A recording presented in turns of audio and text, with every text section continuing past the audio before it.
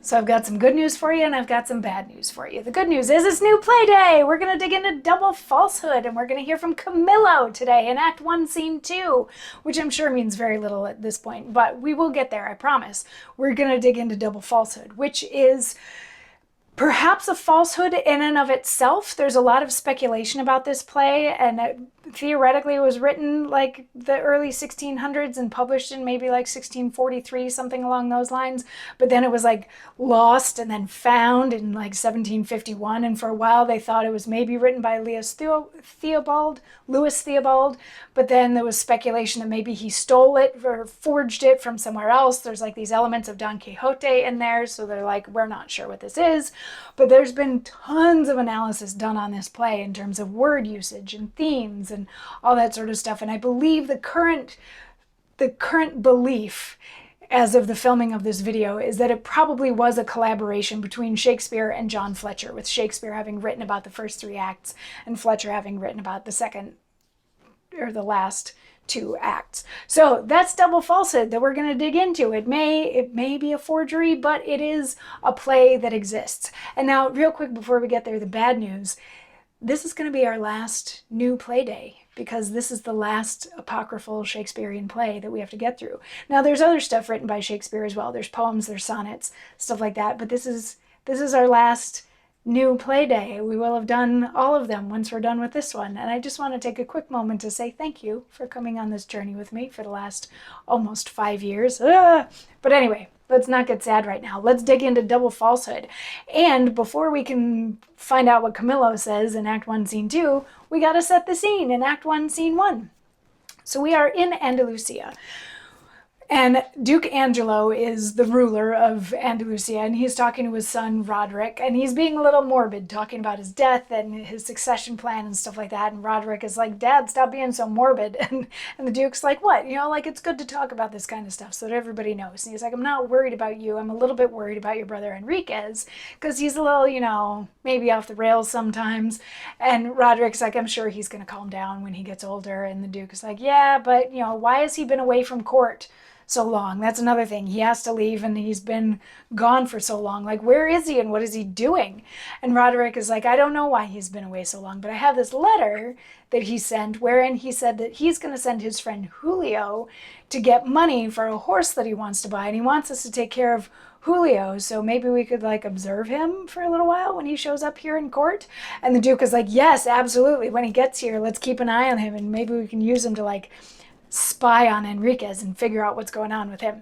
And that's Act 1, Scene 1. So Act 2, or Scene 2, follows closely on the heels, and we have Camillo, who is Julio's father, Julio being the one that's going to go to court and pick up the money for the horse. So we have Camillo, and he kicks off Act 1, Scene 2 by saying, how comes the Duke to take such notice of my son that he must needs have him in court, and I must send him upon the view of this letter? Horsemanship? What horsemanship has Julio? I think he can no more but gallop a hackney.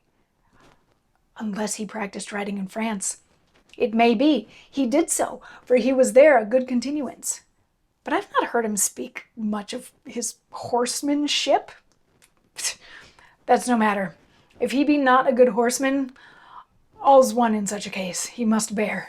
Princes are absolute. They may do what they will in anything, save what they cannot do. And then Julio comes in. Oh, come on, sir, read this paper. No more ado, but read it. It must not be answered by my hand, nor yours, but engrossed by your person, your sole person. Read aloud. So Camillo is very confused by this letter. He received a letter from the Duke saying that Julio has to come to court to do this whole thing with a horse, exchange money, get money to buy a horse. And Camillo's like, what?